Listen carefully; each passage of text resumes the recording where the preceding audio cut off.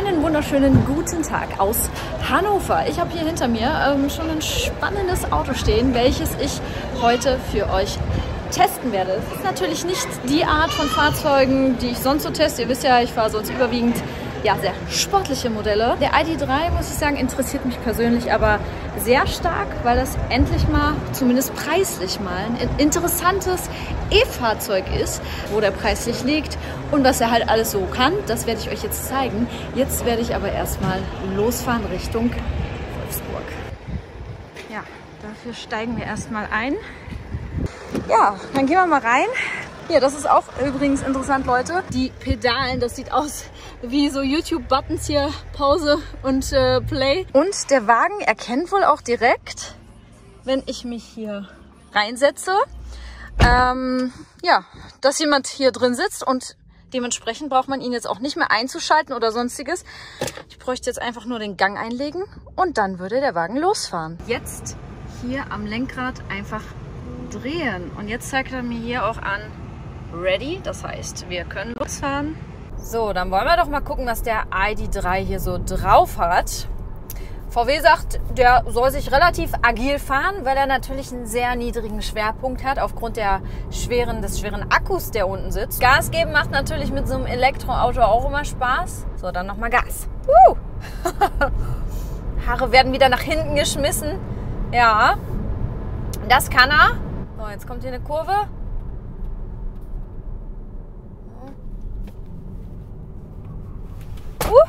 Haben da etwa die Reifen gequietscht? Haben da etwa die Reifen gequietscht? Ich weiß nicht, ob ihr das gehört habt. Meine Tasche ist hier rumgeflogen. Zum Thema Reichweite, da würde ich gerne auch noch mal einen Langzeittest mit den Wagen machen, weil ich bin immer ganz ehrlich, so Presseevents schön und gut, aber da ist es halt oft so, dass man jetzt nicht die Möglichkeit hat, an einem Tag die Reichweite komplett leer zu fahren. Die Reichweite gibt VW übrigens bei dem Modell hier an mit 420 Kilometern. Keine Ahnung, ob er das tatsächlich schafft. ID.3 wird es auch erstmal in 2 Varianten geben. Beide 206 PS in KW 150. Der ID.3 Pro hat den kleineren Akku, der angegeben ist mit einer Reichweite von 420 Kilometern und der ID.3 Pro S mit einem größeren Akku, angegeben dann mit 550 Kilometern Reichweite. Ist ja schon mal eine Ansage, der kostet dementsprechend aber auch ein bisschen mehr. Der ID.3 Pro, in dem ich jetzt drin sitze, mit den 420 Kilometern Reichweite, kostet knapp im Grundpreis 36.000 Euro. Ist natürlich immer noch nicht so das günstigste Modell, kann man jetzt nicht irgendwie mit einem normalen Golf vergleichen. Liegt preistechnisch eher in der Golf GTI-Kategorie. Der Pro S, also der mit den 550 Kilometern Reichweite, liegt sogar bei 41.000 Euro im Grundpreis. Es soll wohl aber auch noch mal ein Modell kommen mit einer noch kleineren Batterie. Die soll wohl 330 Kilometer Reichweite schaffen und der soll dann tatsächlich auch unter 30.000 Euro kosten.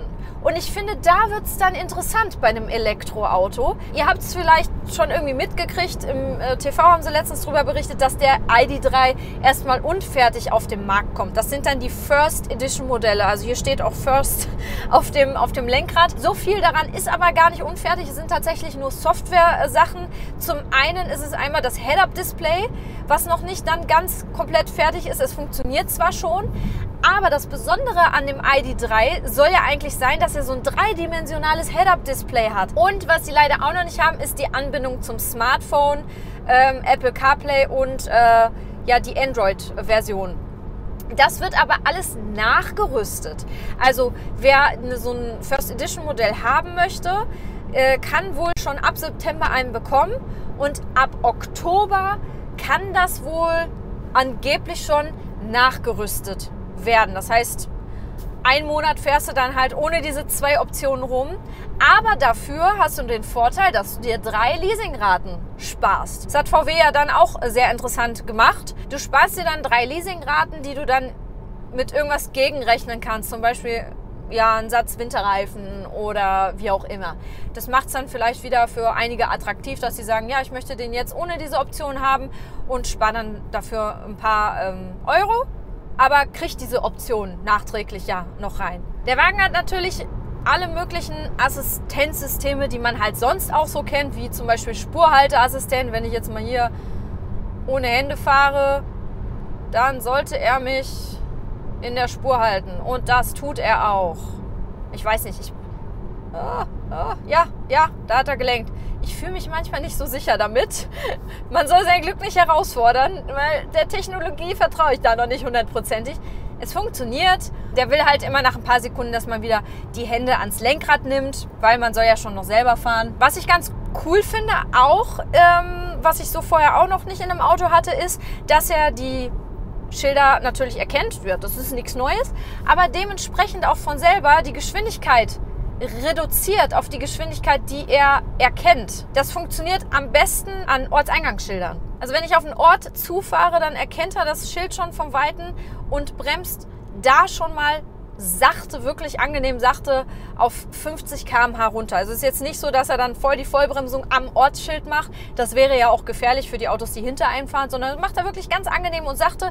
Das hat VW ganz gut hinbekommen. Zudem gibt es ja hier auch noch die Sprachsteuerung, die man ja auch schon aus diversen anderen Fahrzeugen kennt. Da probiere ich jetzt mal, wie die funktioniert. Hallo ID. Braucht kurz ein bisschen. Was möchten Sie tun? Erzähl mir einen Witz. Jetzt muss er sich erst einen Witz überlegen.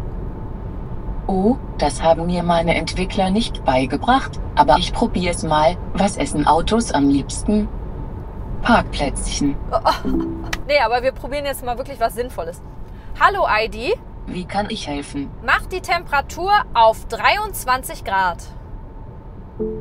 In Ordnung. Ah, hat geklappt. Hat er erkannt. Also der hat auch diese interaktive Sprachsteuerung. Man muss nicht mehr gezielte Sätze sagen, sondern man kann auch ganz normal seinen normalen Sprachgebrauch verwenden. Probier's nochmal. Hallo ID. Ja, bitte? Mach's bitte etwas kühler im Fahrzeug.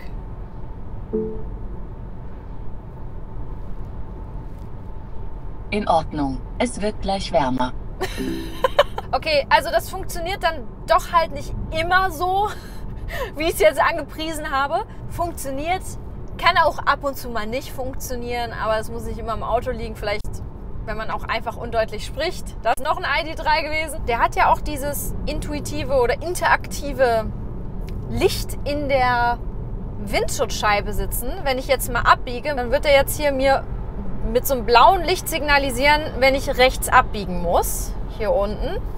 Jetzt rechts abbiegen auf die B188 in Richtung Wolfsburg. Da ist es.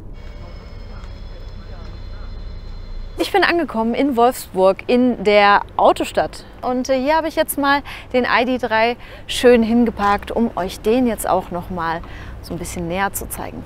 Vor dieser schönen Wolfsburger Kulisse hier schauen wir uns doch erstmal das Profil des Fahrzeugs an und vielleicht könnt ihr schon erkennen, dass der Wagen ja ziemlich lang aussieht. Das liegt an dem langen Radstand. Der hat einen Radstand wie einen VW Passat, also schon recht lang. Und vor allem die Höhe, auch die Einstiegshöhe hier, ist eher so T-Cross oder Golf Sportsvan mäßig. Man sitzt relativ schön hoch, finde ich ganz angenehm. Trotzdem wirkt der Wagen nicht zu riesig. Und wenn man mal guckt, der Überhang hier vorne und hinten ist dann doch da sehr reduziert worden. Der hat, glaube ich, die 20 Zoller sogar drauf. Ja, Tatsache, also schon riesengroße Teile. Die Räder gibt es von 18 bis 20 Zoll dann optional. Sehen doch schon ganz schön mächtig aus. Wenn wir uns das Ganze mal vorne anschauen. Ich zeige euch auch gleich noch mal hier die Lichtanimation in der Dunkelkammer, sage ich immer so schön. Der Wagen erkennt mich schon automatisch und begrüßt mich mit so einem kleinen Augenaufzwinkern, wie man hier schön erkennen kann. Sieht aus, als ob hier so ein kleiner Roboter drin sitzt. Die Leuchten innen haben sich auch noch mal so bewegt und geschwenkt. Auch ganz schön zu erkennen ist hier so diese Wabenform, auch noch mal von der Seite. Die Animation hinten in den Lichtern kann man sogar in 2 Varianten einstellen. Mal gucken, was er jetzt hier macht. Mal an. Ja, okay. Das blinkt einen ja schon so ein bisschen kirmesmäßig an, aber ist natürlich ein cooles Feature. Hier nochmal so eine Art Wabe auf dem Boden projiziert. Die Türgriffe auch beleuchtet. Und hier innen finde ich auch sehr schön die Ambiente-Beleuchtung, die man natürlich auch nochmal farblich unterschiedlich einstellen kann. Hier gibt es dann zum Beispiel schon mal die Farbvoreinstellungen. Man kann sich das aber auch nochmal komplett individualisieren. Ich tippe hier einfach mal so ein paar Sachen an. Dann sieht man, oh, ihr wisst, das ist meine Lieblingsfarbe hier. Mint, ganz schön. Ist alles hier in Blau. Gibt es auch mehrfarbig sogar. Hier zum Beispiel sieht man ganz schön, haben wir jetzt im Türgriff Gelb und Rot. Finde ich auch ganz schick. Ja, hier gibt es viele Spielereien. Wie gesagt, das kann man sich auch nochmal komplett individualisieren. Ja, wir haben halt hier ein E-Auto. Das heißt, hier muss kein Kühlergrill mehr vorne dran sein. Und VW wollte hier so ein bisschen, ja, eine Art Gesicht reinbringen. Und ja, wenn man ein bisschen Fantasie hat, erkennt man das auch hier mit wie so ein lächelndes Gesicht, auch gerade hier unten. Sieht aus wie so ein, ja, lachender Mund. Das Dach wirkt sehr langgezogen, weil natürlich hier hinten das Ganze noch in Schwarz weitergeht. Das lässt das Ganze visuell halt wesentlich länger aussehen. Mir gefallen die Rückleuchten ganz gut und was ich auch interessant finde, ist, dass die nicht ganz hier in der Heckklappe integriert sind, wie man es sonst kennt, sondern man hat hier so eine Aussparung in der Heckklappe. Kofferraum würde ich sagen, ähnlich zum Polo oder auch Golf. Man kriegt genug rein, ist jetzt aber auch nicht der größte Kofferraum, reicht aber vollkommen aus für einen Alltagswagen. Was natürlich nicht fehlen darf bei einem E-Auto, ist natürlich immer das Ladekabel hier. Den ID.3 kann man sowohl mit Gleichstrom als auch mit Wechselstrom laden. Und an Schnellladesäulen kann man den ID.3 in 30 Minuten bis zu 80% wieder aufladen. Design-Elemente, wo ich mich frage, wozu die da sind. Zum einen einmal hier diese Fiat Multipla ähnliche Nase auf der Haube. Wird wahrscheinlich irgendwas Aerodynamisches sein. Wenn wir auch mal hier gucken, hier ist auch noch mal quasi das A-Säulenfenster oder wie sagt man dazu? Ihr wisst, was ich meine. Das ist auch ziemlich groß, was aber auch sehr gut ist wiederum, weil man dann von innen einen sehr guten Überblick hat nach außen. Was wahrscheinlich noch wesentlich interessanter ist, ist das Innere des Fahrzeugs. Das schauen wir uns jetzt auch mal gemeinsam an. Ja, und wenn ich jetzt hier einen Gang einlegen möchte, dann muss ich die Bremse einmal betätigen, so wie in jedem Automatikfahrzeug, und hier den Wählhebel drehen. Macht eigentlich auch Sinn nach vorne, weil man will ja vorwärts ist einmal fahren, also Drive, und rückwärts ziehen, also nach hinten. So, jetzt hat er einen Rückwärtsgang drin. Neutral ist, glaube ich, einmal so leicht. Genau. Und Parken ist hier dann einmal drücken. Dann gibt es einmal hier nochmal das digitale Display, wo eigentlich die wichtigsten Sachen angezeigt werden. Die Ladung und die km/h-Anzeige, in welchem Gang ich mich gerade befinde. Und dann haben wir auch einmal noch hier ein Head-Up-Display. Da gibt es eigentlich noch eine weitere Funktion zu, die jetzt aber mit der Software noch nicht fertig ist. Das ist jetzt erstmal das nahe Head-Up-Display, aber da soll ja dann noch eine Funktion kommen, dass einem quasi das nochmal in der Ferne angezeigt wird in 3D. Payment hier, das kenne ich eigentlich so in etwa schon aus dem neuen Golf 8. Hier ist das Ganze so ein bisschen gestaltet wie ein Smartphone mit den ganzen Apps hier und ja, hier kann man so einiges machen. Hier alles per Touch, lauter und leiser oder auch die Klimaanlage nur gedrückt halten. Ich kann mir hier noch ein paar Fahrzeugdaten anzeigen lassen, auch zur Ladung, das ist vielleicht auch ganz interessant.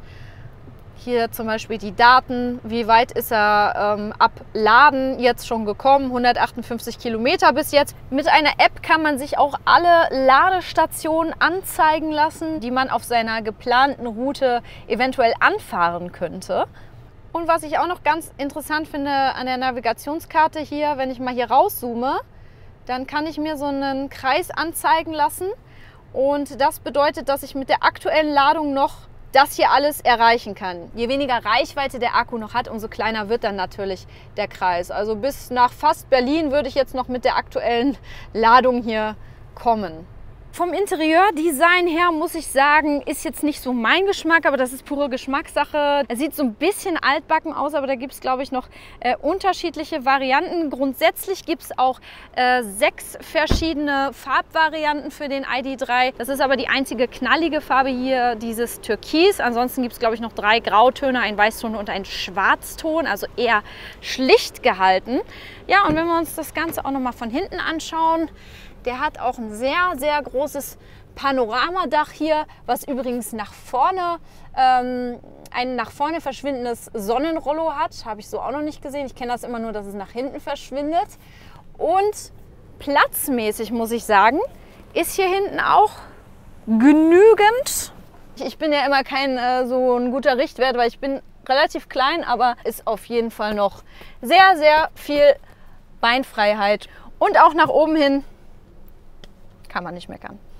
Was mir persönlich, das ist aber auch wieder nur eine persönliche Meinung, nicht gefällt, ist, dass die Monitore hier, die Displays, so nach Zubehör aussehen. Die sehen so draufgesteckt aus, als ob die halt hier nicht so integriert sind. Ansonsten aber sehr übersichtlich, sehr aufgeräumt, sehr viel Platz. Auch hier in der Mittelkonsole passt hier so einiges rein. Die Türverkleidung hätte ich vielleicht ein bisschen schöner gemacht und die Sitzbezüge sind jetzt nicht so mein Fall, aber wie gesagt, das ist pure Geschmackssache. Man kann zwischen 7 verschiedenen Ausstattungsvarianten erstmal wählen. Das sind dann schon vorkonfigurierte Fahrzeuge, also 7 verschiedene Konfigurationsvarianten. Das ist dafür gedacht, dass das Fahrzeug möglichst schnell gebaut werden kann und dementsprechend auch sehr schnell ausgeliefert werden kann. Im Nachhinein werden natürlich auch noch Individualisierungsmöglichkeiten da sein und es wird dann auch eben noch andere Varianten mit einer zum Beispiel kleineren Batterie geben. Ja, liebe Leute, sagt mir gerne, was haltet ihr vom Volkswagen ID.3? Wie findet ihr ihn optisch? Wie findet ihr die ganzen genannten Daten? Was sagt ihr zum Preis? Wäre das ein Alltagsfahrzeug? Ja oder nein? Schreibt gerne alles in die Kommentare, startet die Diskussion. Ich freue mich natürlich, wenn ihr ein Abo dalasst und wir sehen uns hoffentlich im nächsten Video. Ciao!